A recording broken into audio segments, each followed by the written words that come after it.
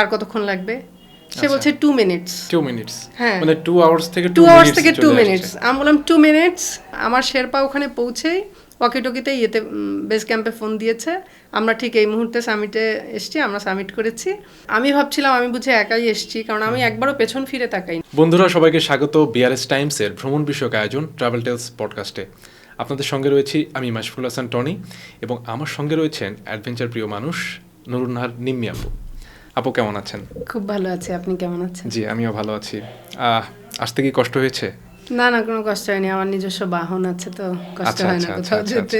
নিশ্চয়ই অফিস থেকে আসলেন? হ্যাঁ, অফিস শেষ করে তারপর এলাম।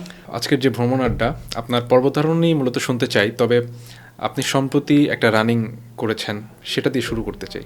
সম্প্রতি আমি একটা স্টেডিয়াম রান করলাম। আচ্ছা। যেটার কথা আগে শুনেছি, হচ্ছে প্রথমবার আমি অনেক পরে শুনলাম। সেটা হচ্ছে আমি যখন হিমলুং হিমাল অভিযানে গেলাম, জি, তো সেখানে আমরা ডাইনিংয়ে যখন বসেছিলাম, তখন আমি শুনলাম আমাদের একজন, মানে আমাদের মেম্বার, 8K-তে আমি গিয়েছিলাম, 8K-র একজন মেম্বার বলছেন যে উনি একটা স্টেডিয়াম রান করেছেন। আচ্ছা। উনি 161 কিলোমিটার দৌড়েছিলেন। তো তখন আমি ফার্স্ট জানলাম, এবং তার আগে আমি একটু শুনেছিলাম stadium run, Dhaka stadium run হওয়ার একটা কথা আছে। আচ্ছা। তো তখন আমি রিলেট করলাম, তার কাছ থেকে কিছু শুনলাম। তো তখন আমাদের এখানে যখন হবে জানলাম, তখন খুবই অনুপ্রাণিত হলাম ওর ব্যাপারটা দেখে, যে ও 161 কিলোমিটার দিয়েছে, আমিও নিশ্চয়ই পারবো। তবে ওই যে ভাবনাটা, যে আমার লুপটা ছিল 415 মিটার, 415 মিটারের মধ্যে 24 ঘন্টা দৌড়ানো। আচ্ছা, মানে এই ভাবনাটা আমাকে একটু ভাবালো যে 24 ঘন্টা কি আপু একটা না?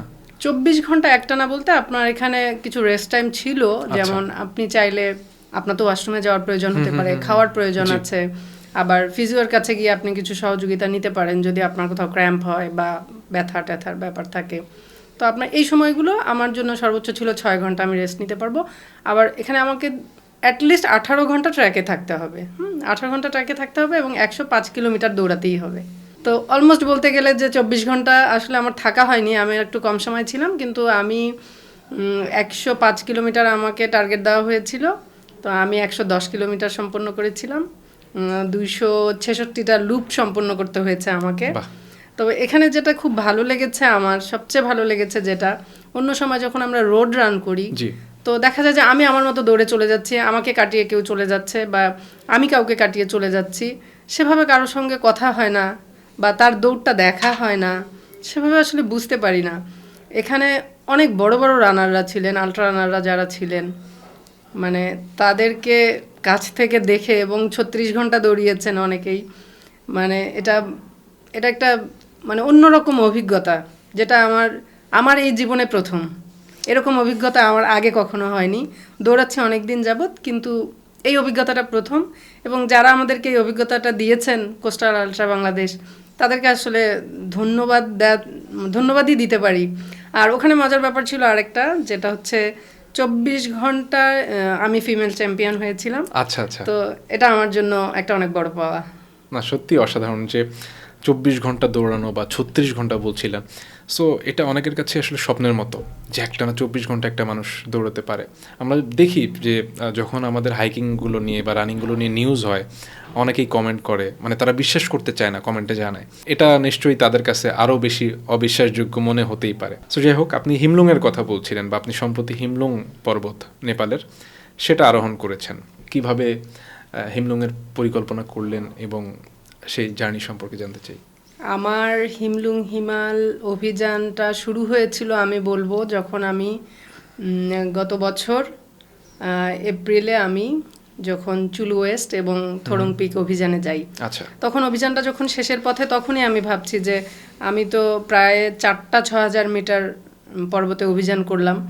সবগুলোতে হয়নি, সফলতার হার কম, কিন্তু সফলতার চেয়েও আমার যে এক্সপিরিয়েন্সটা হয়েছিল, তখন মনে হয়েছিল আমার যে এবার আমার আরেকটু উঁচুতে চেষ্টা করা উচিত। তো 7,000 মিটার একটা মাউন্টেনে যাওয়ার ইচ্ছে তখনই তৈরি হলো আমার, যে আমার এবার যেতে হবে। তো সেভাবে নিজেকে তৈরি করা, এবং হিমলুং হিমালে যাওয়ার জন্য যে প্রস্তুতি, সেটার প্রথম প্রস্তুতি আমার যেটা ছিল, যে আমাকে আরও সক্ষম হতে হবে, আরও উচ্চতায় নিজেকে মানিয়ে নেওয়ার জন্য।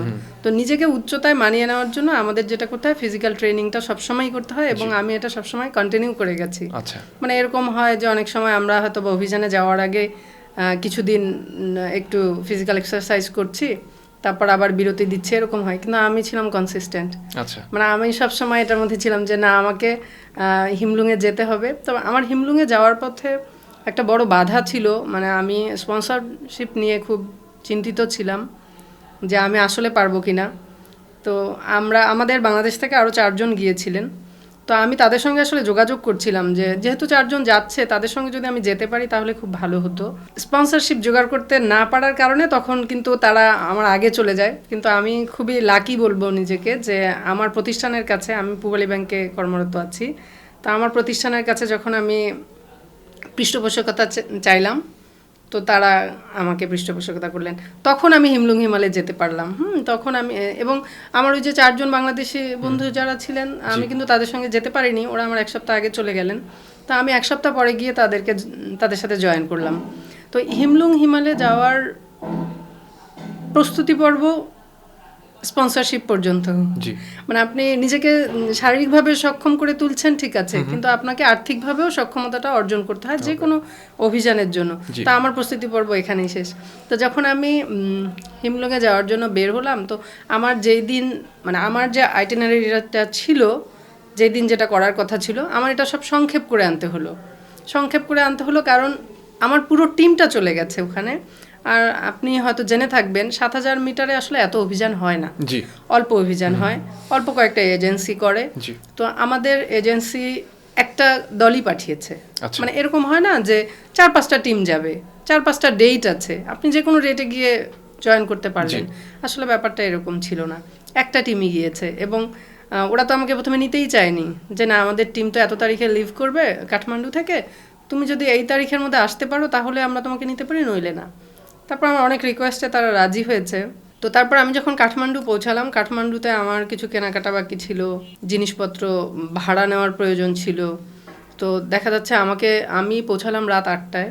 তা আমাকে বলা হলো যে আগামীকালই কিন্তু আমরা বেসি শহরের উদ্দেশ্যে রওনা দিয়ে দিব, সো তোমার কিছু লাগলে তোমার আজকেই নিতে হবে। যদিও আমার আসলে কাঠমান্ডুতে 2 নাইটস স্টে করার কথা ছিল। কিন্তু তারপর আমি তাড়াহুড়ো করে অনেক কিছু করলাম, জুতো ভাড়া নিলাম, ডাউন জ্যাকেট ভাড়া নিলাম, প্রয়োজনীয় ছোটোখাটো জিনিসগুলো কিনলাম। আর আগে অনেকগুলো এক্সপেডিশন করার কারণে আমার অনেক জিনিসপত্র ছিল, ক্লাবের জিনিসপত্র আছে। আপনি তো জানেন আমি বিএমটিসির সদস্য, তো বিএমটিসি থেকে অনেক কিছু আমার আছে। তারপরেও কিছু জিনিস লাগে, যেমন আপনার সামিট মোজা আপনি একটা করে আসবেন, ওটা দিয়ে আর হয় না, নতুন করে আপনাকে আবার কিনতে হয়। তো এই জিনিসগুলো করেছে। এবং আমার যে শেরপা ছিলেন, গাইড ছিলেন, উনি আমাকে সহযোগিতা করলেন ওই দিন। তো তারপর আমরা বেসি শহরের উদ্দেশ্যে ওই দিন, পরের দিনই চলে গেলাম। আমি যখন যাই তখন আমার টিম অলরেডি 1 সপ্তাহে গিয়ে আছে। তো বেসি শহর থেকে আমার যেই দিন বেস ক্যাম্পে পৌঁছানোর কথা, মানে নর্মাল ধরে, তার থেকে আমি সবগুলো, মানে আমি একদিনও কোথাও মানে রেস্ট নিলাম না। যে একদিন এখানে রেস্ট নিতে হয় অ্যাক্লিমেটাইজেশনের জন্য, সেই রেস্টগুলো বাদ দিয়ে আমি সরাসরি একদম বেস ক্যাম্পে চলে গেলাম। আমি যখন বেস ক্যাম্পে চলে যাই, তখন কিন্তু অলরেডি আমাদের টিম রোটেশন করে এসছে। রোটেশনটা হচ্ছে, আপনি যখন অনেক উচ্চতায় যাবেন তখন আপনাকে হয়তো ক্যাম্প 2 পর্যন্ত গিয়ে আবার ফেরত আসতে হয়, উঁচুতে যেতে হয়, নিচে এসে ঘুমাতে হয়। তো ওনারা ততদিনে এই রোটেশনটা করে ফেলেছেন। আমি তখন মাত্র বেস ক্যাম্পে গিয়ে পৌঁছালাম, এবং সবাই আমাকে নিয়ে একটু চিন্তিত ছিলেন যে একদম কোনো রেস্ট ছাড়া চলে এসেছে, এখন সুস্থ থাকলে তুমি থাকো, নইলে কিন্তু তোমাকে নিচে চলে যেতে হবে। তো আমার শেরপার সঙ্গে আমার এই কথাই হলো যে আমি যদি সুস্থ বোধ করি তাহলে আমি থাকবো, নইলে কিন্তু আমি নিচে চলে যাব। তো ও ঠিক আছে। কিন্তু আমি হয়েছে কি, এটা একটা খুব গুরুত্বপূর্ণ জিনিস, এটা আমি কয়েকবার পর্বতে যাওয়ার কারণে জেনেছি বা শিখেছি বা বুঝেছি, এবং আমার অন্য পর্বতারোহী বন্ধুদের, বড় ভাইদের সঙ্গে কথা বলে দেখেছি। আপনি যদি আমরা তো আসলে সমতলে বাস করি, তো আমরা যদি প্রতি সিজনে বা প্রায় সময় অনেকটা লম্বা সময় ধরে আমরা যদি পর্বতে থাকি, দেখা যায় যে অ্যাক্লিমেটাইজেশনটা ভালো হয়। তো আমি যেহেতু পরপর প্রতিটা সিজনে যাচ্ছি কয়েক বছর ধরে, তার কারণে আমার অ্যাক্লিমেটাইজেশনটা ভালো হয়েছিল। এজন্য বেস ক্যাম্পে আমি যখন পৌঁছাই আমার কোনো অসুবিধা হয়নি, এরকম কোনো অসুবিধা হয়নি যে আমি নিচে নেমে যাব। খাওয়া দাওয়া সব ঠিক ছিল, ঘুম ছিল, মাথা ব্যথা ছিল না, যে সমস্যাগুলো আসলে হয়। তা আমি বেস ক্যাম্পে থেকে গেলাম। আমি পরদিনই আমাদের যে টিমটা ছিল ওখানে 7 জনের টিম, আমরা আসলে 8 জনের টিম ছিলাম। তো আমি তো দেরিতে গেলাম, আর ওরা 7 জন কিন্তু পরদিনই চলে গেল সামিট পুশে, আর আমি একা রয়ে গেলাম ক্যাম্পে। তো তারপরেই যখন ওয়েদারটা খারাপ হতে শুরু করলো, তো তখন একটু টেনশন করছিল সবাই যে ওয়েদারটা এত খারাপ হয়ে গেল, আমাদের যারা টিম গিয়েছে তাদের কি হবে এরকম। আমিও খুব চিন্তিত ছিলাম, আমাদের বাংলাদেশি আমার ভাইরা আছেন, তো তাদের কি হবে। তো পরে জানা গেল যে সবার সামিট হয়নি আসলে। তখন আবহাওয়াটা পুরো নেপাল জুড়েই খুব খারাপ ছিল, সব জায়গায় আপনি হয়তো দেখেছেন অনেককে যারা আসলে সামিটে করতে পারেনি, হেলিকপ্টার ক্র্যাশ করেছে অনেক জায়গায়, এবং এত বরফের স্তর জমে গিয়েছিল যে খুবই খুবই কঠিন ছিল ওই সময়টা। তো তখন কিন্তু আমি বেস ক্যাম্পে বসে আছি, হ্যাঁ, আমি ভালো আবহাওয়ার জন্য অপেক্ষা করছি। তার আগে আমি রোটেশন করে ফেললাম। রোটেশন যখন করলাম, আমি যেদিন ক্যাম্প 2-তে পৌঁছাই, ক্যাম্প 2 থেকে যখন আমি ফিরে আসবো, ক্যাম্প 2-তে আমি পৌঁছাই 2টোর সময় মোটামুটি। তো ফিরে আসার সময় দেখছি যে ওয়েদার খারাপ হয়ে যাচ্ছে, হ্যাঁ, তখন ওরা কিন্তু সামিটের উদ্দেশ্যে আর কি রওনা দিয়েছে, আর আমি ফিরে আসছি। তো আমি বেস ক্যাম্পে চলে এসেছি যখন, তখন দেখি বেস ক্যাম্প একদম তুষারে আবৃত হয়ে গেছে, মানে অনেক বেশি তুষার পড়ছে। আমি যখন বেস ক্যাম্পে পৌঁছাই, তো তখনও ওদের অনেকে সামিটের পথে ছিল। আমাদের 2 জন মেম্বার চলে এসেছিল, কুইট করে চলে এসছে একজন, আরেকজন সামিট কমপ্লিট করে চলে এসেছিল। তো তাদের কাছে শুনলাম যে উপরে মানে হিমলুংয়ের উপরে অনেক বেশি বাতাস এবং অনেক ঠান্ডা। এটা তো আসলে আমরা জেনে গিয়েছিলাম আগেই যে হিমলুং মানে শব্দটা শুনলেই জানা যায় হিম মানে ঠান্ডা, এবং ওখানে বাতাসটা অনেক বেশি হয়।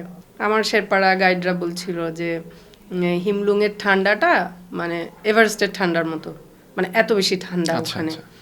আর সবসময়ই ঠান্ডা থাকে ওটা, এরকম না যে তুমি খুব ভালো ওয়েদার মানে ঠান্ডা কম, এরকম না, বাতাসের কারণে ঠান্ডাটা বেশি হয়।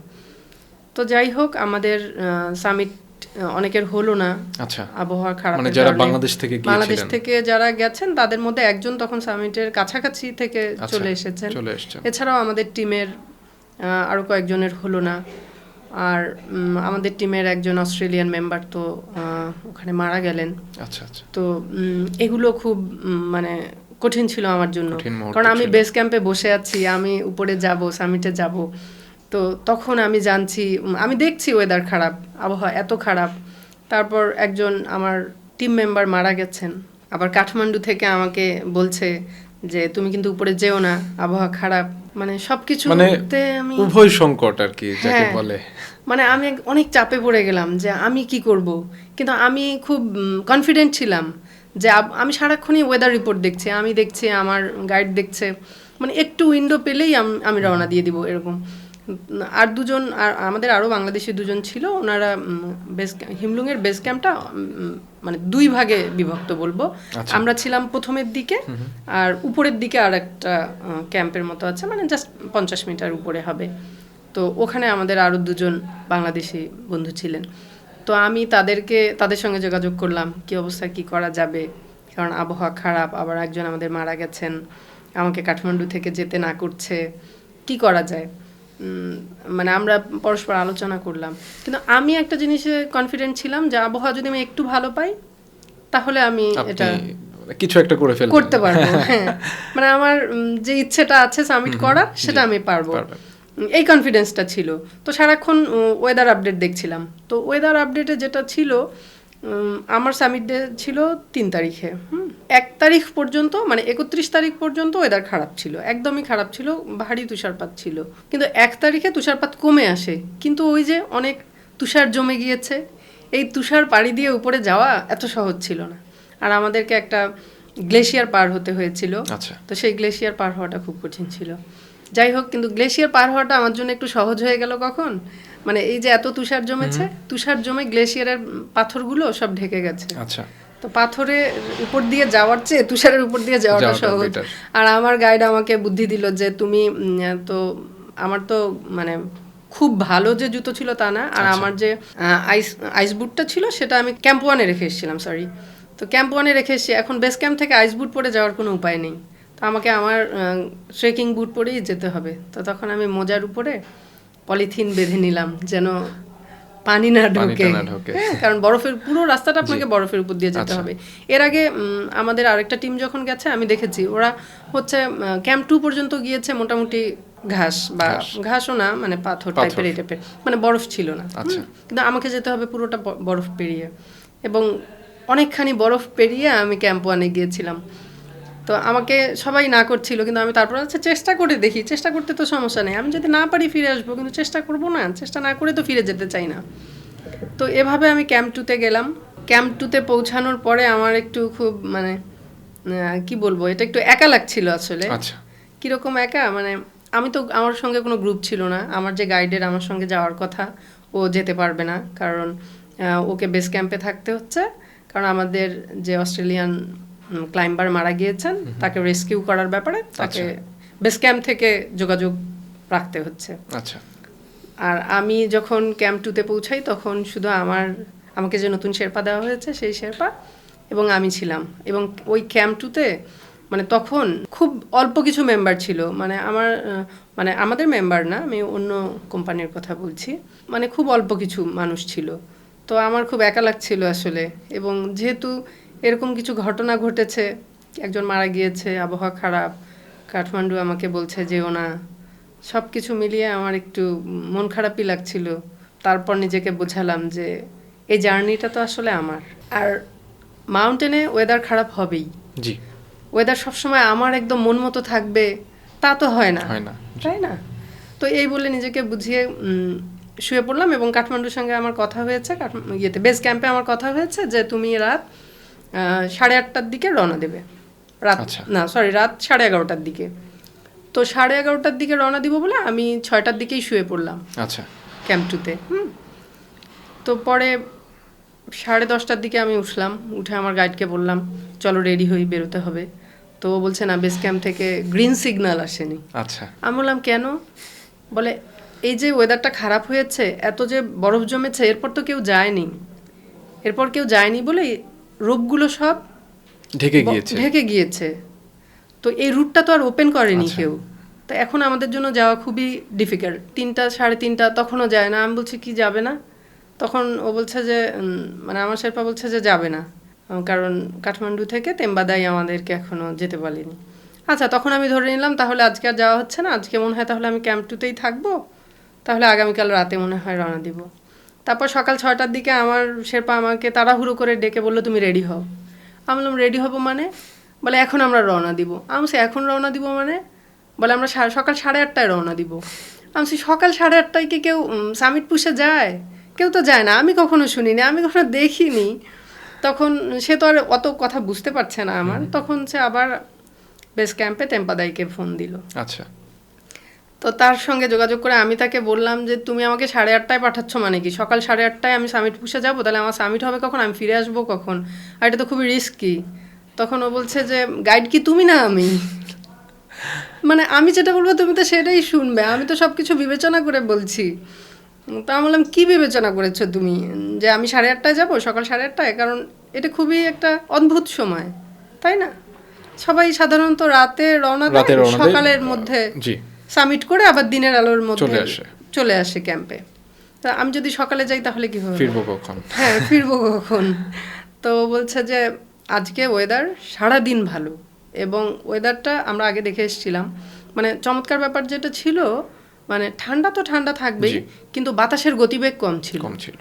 মানে আমরা তো 10-12 দিন ধরে শুধু ওয়েদারটা দেখছি যে কি অবস্থা, কেমন আবহাওয়া, কবে ভালো।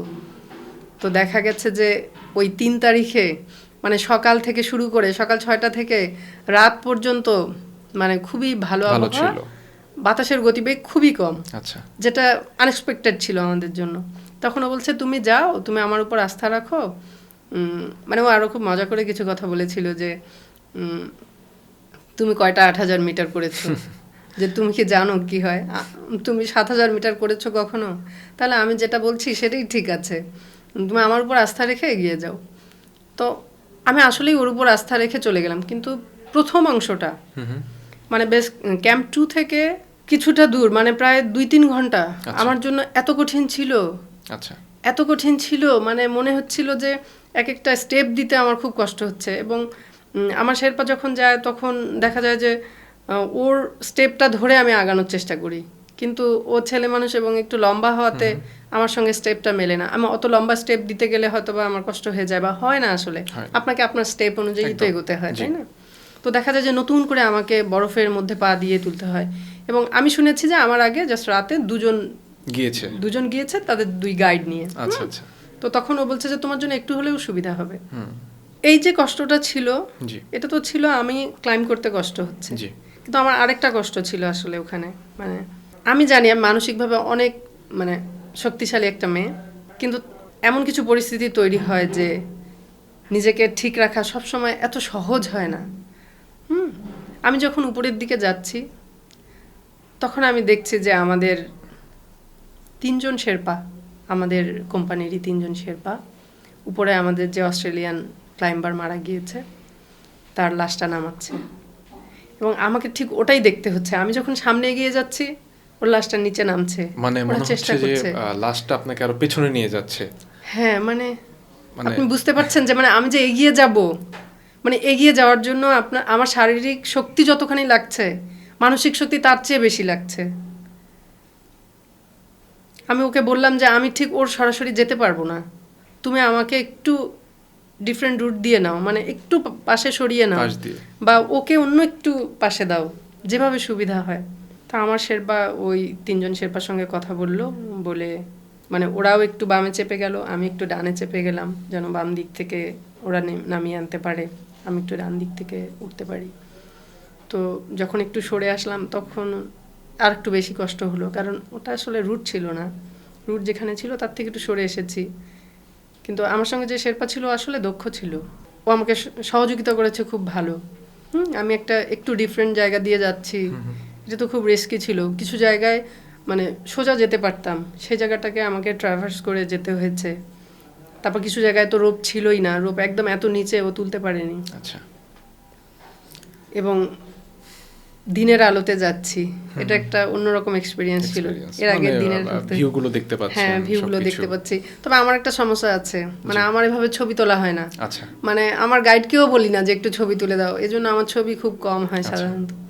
তো তারপর এভাবে আমরা সারা দিন ধরে চলছি, আর আমি কিছুক্ষণ পর পর ওকে জিজ্ঞেস করি আর কত দূর, বা ওকে দেখাই যে এই রোপটা পার হতে কতক্ষণ লাগতে পারে।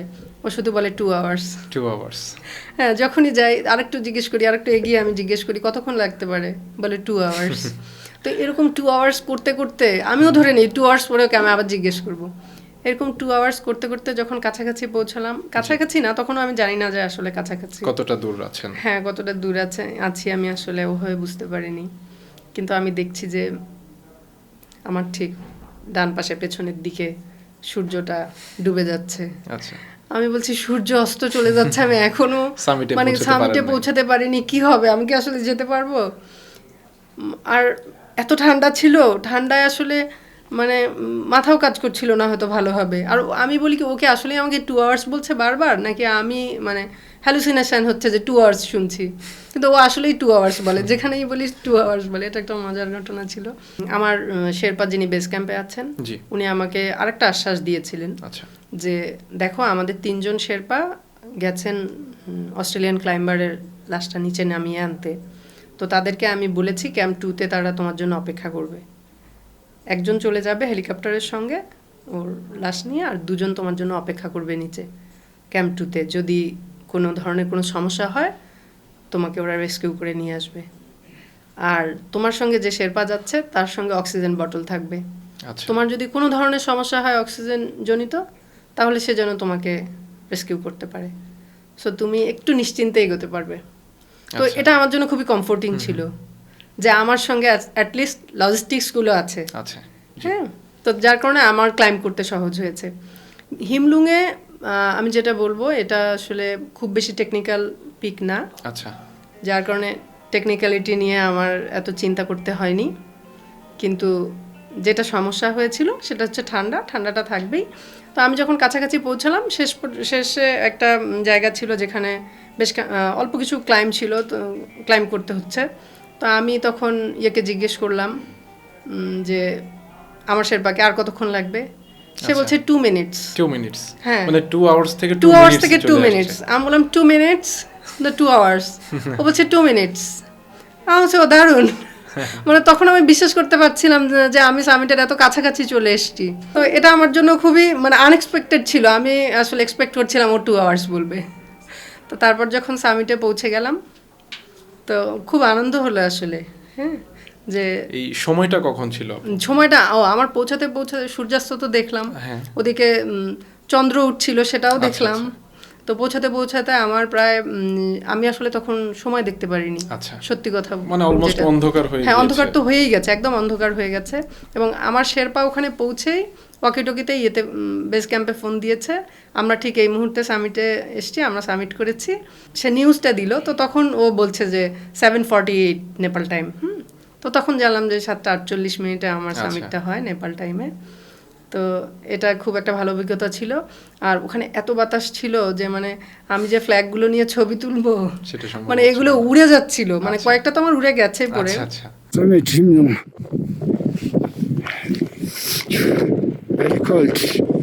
আর আমি ভাবছিলাম আমি বুঝে একাই এসেছি, কারণ আমি একবারও পেছন ফিরে তাকাইনি আসলে কে পেছনে আছে, কেউ আসছে কিনা, এরকম ছিল না। আমি শুধু জানতাম যে পুরো হিমলুঙে এখন আমি আছি আর আমার শেরপা আছে, আর দুজন ক্লাইম্বার তাদের গাইড শো নেমে যেতে দেখেছি, ওরা সামিট করেছিল, তো ওদেরকে নেমে যেতে দেখেছি। তো তখন পুরো অল্প একটু ছোট্ট একটা জায়গা, একটা আয়তকার টেবিলের মতো জায়গা একটা, খুব সুন্দর। তো ওখানে বসে আমরা ছবি টবি তুললাম। তো এমন সময় দেখি যে আরেকজন ক্লাইম্বার এসছে, ইন্ডিয়ান ক্লাইম্বার, ওর গাইড শো এসছে। ওর সঙ্গে পথে আমাদের অনেকবার পরিচয় হয়েছে, অনেকবার কথা হয়েছে। ওর সঙ্গে আরেকটা ফ্রেন্ড ছিল, ওর হয়নি ক্লাইম্ব, ওর সামিট হয়নি।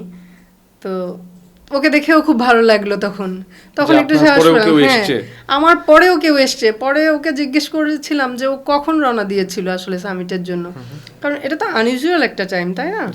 আমি 8:30টায় রওনা দিয়েছি সকালে, ও তাহলে কখন? ও অনেক ফাস্ট ছিল আমার চেয়ে, অনেক দ্রুত ক্লাইম্ব করতে পারতো, হাঁটতেও পারতো দ্রুত। তো ওর পরে শুনেছি যে ও 11:30টায় রওনা দিয়েছিল, সকাল 11:30টায়। এবং ও অনেকটা সময় পরে রওনা দেওয়ার মূল কারণটা ছিল আমি।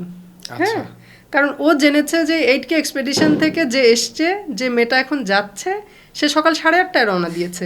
তো ওরা যাবে না ভেবেছিল। তো ওরা সকালে 8:30টায় আসলে ঘুম থেকে উঠেছে। হ্যাঁ, উঠে যখন শুনেছে যে একজন গেছে, তো তখন ওই আমার গাইডের সঙ্গে যোগাযোগ করে যে কি অবস্থা, যাওয়া যাবে কিনা, ও যে গেল, ও স্বামীটা সম্ভাবনা কতটুকু। তো এগুলো জেনে ওরা দেখেছে যে এটা পসিবল। তো তখন ও স্টার্ট করে 11:30টায়। তো এটা খুব মজার অভিজ্ঞতা ছিল হিমলিংয়ে। আসলে ফুল টাইম জব করা মেয়েদের জন্য অ্যাডভেঞ্চার আসলে অনেক কঠিন, আমি বলবো। আমি 10টা-6টা অফিস করি, তো তার আগেই আমার দিন শুরু হয়। আমার দিন শুরু হয় আসলে 5টায়, ভোর 5টায় উঠে আমি রমনা পার্কে যাই নিজেকে শারীরিকভাবে সক্ষম রাখার জন্য, যেন পর্বতারোহণে আমার কোনো কষ্ট না হয়। পর্বতারোহণে যদিও কষ্ট হয়, তারপরও এরপর আমাকে সব ঠিকঠাক করে তৈরি হয়ে নিজেকে তৈরি করে অফিসে যেতে হয়। 10টা-6টা কাজ করে সন্ধ্যাবেলা বাসায় এসে আবার যদি মনে হয় যে আরও কিছু এক্সারসাইজ করা দরকার বা ব্রিদিংটা করা দরকার, আমাদের ব্রিদিং এক্সারসাইজটা করতে হয়। তো আমি বাসায় ফিরে আবার এগুলো করি। মানে আমার সকাল শুরু হয় অনেক আর্লি, আবার রাতও দেখা যায় রাতেও কিছু করতে হচ্ছে। তো সারা দিন এভাবেই ম্যানেজ করতে হয় আসলে। অনেক সময় অনেক কিছু বাদ দিয়ে হলেও এগুলো করি শুধুমাত্র পর্বতারোহণের জন্য। মানে অনেকটা নিজের দৈনন্দিন কাজ বা সবকিছু মিলে একটা স্যাক্রিফাইস থাকে আসলে অ্যাডভেঞ্চার করার জন্য, নিজেকে প্রস্তুত করার জন্য। হ্যাঁ, একদম। যেমন অর্থনৈতিক, মানসিক, শারীরিক, মানে সবকিছুই আসলে বেশ কঠিন বা বেশ জটিল বলা যেতে পারে। সো আপু, আমরা একদমই শেষ পর্যায়ে আছি। আমি আসলে আপনার কাছে এই মুহূর্তে জানতে চাই খুব ছোট করে, যে যেহেতু পর্বতারোহণ করছেন, ইনশাআল্লাহ আরও সামনে করবেন, সো নিজেকে আসলে কোথায় দেখতে চান? মানে কতটা উচ্চতায় আসলে নিজেকে নিয়ে যেতে চান? নিজেকে কতটা উচ্চতায় নিয়ে যেতে চাই, আসলে আমার ধারণা পর্বতারোহী সবার স্বপ্ন থাকে যে পৃথিবীর সর্বোচ্চ উচ্চতায় পৌঁছানো। তো আমারও ইচ্ছে আসলে মাউন্ট এভারেস্টের চূড়ায় নিজেকে দাঁড় করানো, বাংলাদেশের পতাকা উড়ানো। এটা আসলে ইচ্ছে, দেখা যাক, চেষ্টা করছি। আমাকে আগে আমার প্রতিষ্ঠান পূবালী ব্যাংক স্পন্সর করেছে। আমাদের দেশে তো স্পন্সর পাওয়াটা খুবই কঠিন, আপনি জানেন। তো পূবালী ব্যাংক আমাকে ছুটি দিয়ে সহযোগিতা করেছে, স্পন্সরশিপ দিয়ে সহযোগিতা করেছে। তো আমি আশা করছি আমাকে আমার এই এভারেস্ট অভিযান, আমার ইচ্ছা আছে আসলে এবছরই এভারেস্ট অভিযানটা করার। তো এভারেস্ট অভিযানে আমাকে সহযোগিতা করবে এবং সবাই এগিয়ে আসবে, এবং যেভাবে আমাকে সাপোর্ট দিতে পারে সেই সেই কামনাটা করি সবসময়। ইনশাল্লাহ আমরাও আশাবাদী যে এবছর ইনশাল্লাহ আমরা এভারেস্টের চূড়ায় আপনার হাত দিয়ে লাল সবুজের পতাকা দেখতে চাই। সো অনেক থ্যাংক ইউ আপু, আপনি কষ্ট করে এসছেন আমার আড্ডায়। আজকে দারুণ একটা আড্ডা হলো হিমলং হিমাল নিয়ে বিশেষ করে, একই সঙ্গে আপনার ব্যক্তিগত জীবন বা পেশা সম্পর্কেও জানলাম। সো আশা করছি সামনে আপনার এভারেস্টের গল্প শুনবো। আপনাকেও ধন্যবাদ। ইনশাল্লাহ যদি পৌঁছাতে পারি এবং ফিরে আসতে পারি সুস্থভাবে অবশ্যই গল্প শোনাবো ইনশাল্লাহ। বন্ধু ধন্যবাদ আপনাদেরও যারা এতক্ষণ আমার সঙ্গে ছিলেন। পরবর্তী পর্ব দেখার আমন্ত্রণ রইল। শুভরাত্রি।